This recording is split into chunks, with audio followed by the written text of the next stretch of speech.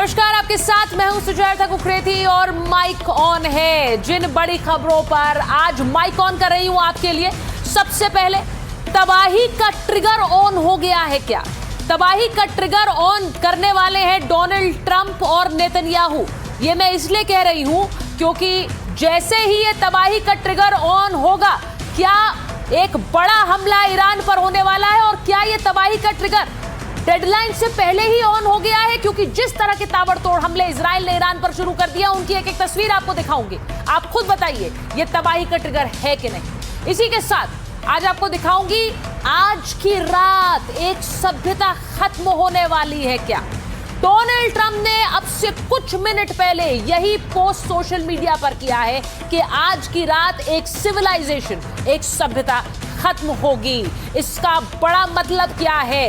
क्या एक ऐसे हथियार को इस्तेमाल में लाने की बात की जा रही है जो पहले अभी तक इस युद्ध में इस्तेमाल नहीं हुआ? क्योंकि डोनाल्ड ट्रंप के डेप्यूटी यही कह रहे हैं। आपको वो बयान भी सुनाऊंगी और इसी के साथ आपको बताऊंगी कि ट्रंप का गद्दार कौन है, ट्रंप सरकार में गद्दार कौन है। क्योंकि डोनाल्ड ट्रंप ने बिना लाग लपेट के सीधे कहा है कि उनके रेस्क्यू ऑपरेशन की जानकारी ईरान में किसी मोल ने दी, यानी किसी गद्दार ने दी। आखिर ट्रंप इस गद्दार की खोजबीन कहां कर रहे हैं और कैसे कर रहे हैं और उसका हश्र क्या हो सकता है, ये आज आपको बताऊंगी।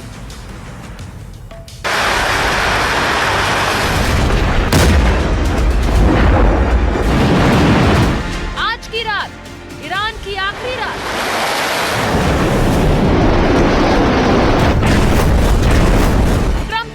कयामत वाली धमकी। The entire country can be taken out in one night, and that night might be tomorrow night. पाषाण युग में कौन जाने वाला है?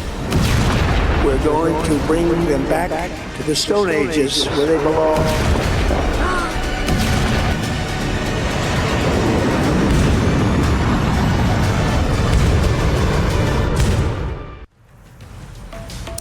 पाषाण युग में कौन जाने वाला है, ये सवाल हम इसलिए पूछ रहे हैं क्योंकि जब अमेरिका ये धमकी ईरान को देता है तो ईरान पलटवार करते हुए यही धमकी अमेरिका को दे रहा है। लेकिन आज दुनिया की सांसें थमी, घड़ियां टिक टिक कर रही, क्योंकि मंगलवार की ये रात ईरान के लिए सबसे खौफनाक साबित हो सकती है।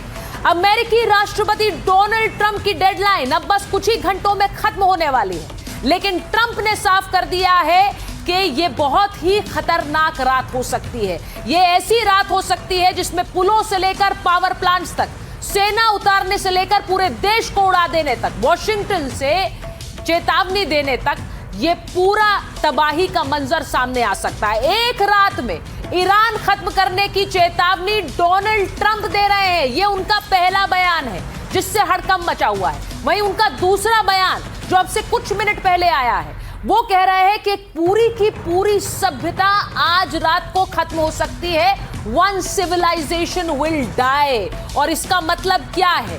क्या वो ऐसा एक हथियार चलाने वाले हैं जो पहले इस्तेमाल नहीं हुआ है? क्योंकि तीसरा बयान यही है, उनके डेप्यूटी जेडी वैंस बयान दे रहे हैं ऐसा हथियार इस्तेमाल होगा जो अब तक इस्तेमाल नहीं हुआ। सवाल है कि आज रात अमेरिका ऐसा कौन सा हमला ईरान पर करने वाला है, क्योंकि एक के बाद एक बयान, एक के बाद एक सोशल मीडिया पोस्ट ये दिखा रहे हैं कि डोनाल्ड ट्रंप की मंशा बहुत खतरनाक नजर आती है। ट्रंप का सोशल मीडिया पोस्ट देखिए। ट्रंप ने लिखा, एक सभ्यता आज रात को खत्म हो जाएगी। ऐसा हमला होगा जिससे फिर कभी वो सभ्यता वापस नहीं आ पाएगी। शब्दों पर ध्यान दीजिए। ऐसा हमला जो वो सभ्यता कभी वापस नहीं आ पाएगी। मैं ऐसा नहीं चाहता हूं, लेकिन ऐसा हो भी सकता है। अगर सच में सत्ता में बड़ा बदलाव होता है और नए, ज्यादा समझदार और कम कट्टर लोग आगे आते हैं तो हालात बेहतर भी हो सकते हैं। आज की रात दुनिया के इतिहास में बहुत अहम मानी जा रही है। कहा यह जा रहा है कि पिछले 47 साल से जो दबाव, भ्रष्टाचार और हिंसा चल रही थी वो अब खत्म हो सकती है। तो डोनाल्ड ट्रंप का यह पोस्ट बताता है कि वो पूरी की पूरी सभ्यता खत्म करने पर उतारू हो गए हैं और ऐसे हमले की धमकी दे रहे हैं और बार बार ईरान से कह रहे हैं कि डील कर लो वरना पूरा का पूरा सभ्यता खत्म करने पर मुझे मजबूर होना पड़ेगा। सवाल उठ रहा है, जो अमेरिका अब तक ईरान पर सारे हथियार इस्तेमाल कर चुका है, B-2 बॉम्बर से लेकर स्टेल्थ फाइटर जेट्स तबाही मचा चुके हैं, तो आज ऐसा कौन सा हथियार चलने वाला है जो अभी तक चला नहीं है? जेडी वैंस के बयान ने दुनिया की चिंताएं बढ़ा दी हैं। अमेरिका के उपराष्ट्रपति का यह बयान क्या डोनाल्ड ट्रंप की मंशा दिखा रहा है? उन्हें ये जान लेना चाहिए कि हमारे तरकश में ऐसे ऐसे हथियार भी हैं जिन्हें हमने अब तक इस्तेमाल नहीं किया। अमेरिका के राष्ट्रपति उनका उपयोग करने का निर्णय ले सकते हैं। यदि ईरानियों ने अपना व्यवहार नहीं बदला तो वो निश्चित तौर पर उनका उपयोग करने का निर्णय लेंगे। तो एक तरफ जेडी वैंस ये बयान दे रहे हैं कि ऐसा हथियार जो पहले इस्तेमाल नहीं हुआ वो हथियार इस्तेमाल हो सकता है, ऐसा हथियार जिसकी मंजूरी डोनाल्ड ट्रंप अगर देंगे तभी वो हथियार चलेगा। इसने दुनिया की चिंताएं बढ़ा दी। तो दूसरी तरफ समुद्र में अमेरिका का तैरता हुआ कमांड सेंटर एक्टिव हो गया है।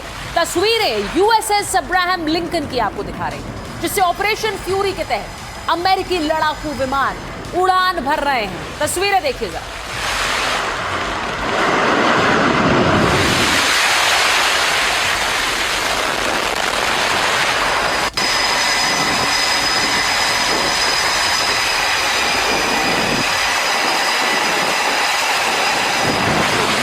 अब्राहम लिंकन जो कि खाड़ी देशों के पास तैनात है, वहां से ये फाइटर जेट्स उड़ान भर रहे हैं। किस बड़े मिशन की तैयारी में है ये फाइटर जेट्स और कहां क्या तबाही मचाने जा रहे हैं? इजराइल ने भी ईरान के खिलाफ हमले तेज कर दिए हैं। आपको तस्वीरें दिखा रही हूं बेंजामिन नेतन्याहू की पोस्ट की, जिसमें आईडीएफ ने ईरान में कई ठिकानों और हिजबुल्लाह को टारगेट किया है। बेंजामिन नेतन्याहू कह रहे हैं सल्यूट टू आवर फाइटर्स, यानी हम इन्हें सलाम कर रहे हैं, ये ईरान और हिजबुल्लाह को खत्म कर रहे हैं।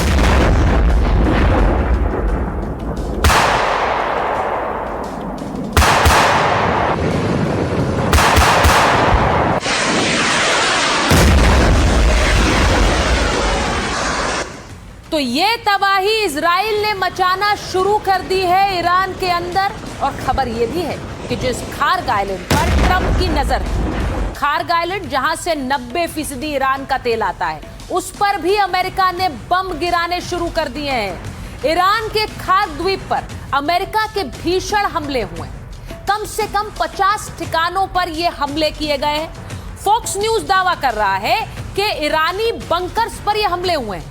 अब खार्ग के रडार स्टेशन, वहां के बारूद भंडार पर भी अमेरिका ने अटैक शुरू कर दिए हैं। अब सोचिए जरा, ईरान पर डेडलाइन खत्म होने से पहले ये हमले शुरू हो गए। डेडलाइन दी गई थी रात 8 बजे, उससे पहले खार्ग आइलैंड पर इन हमलों का मतलब क्या है?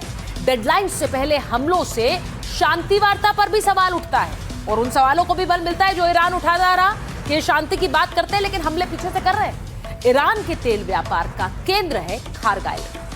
अपने 90% तेल की बिक्री खार्ग से करता है ईरान।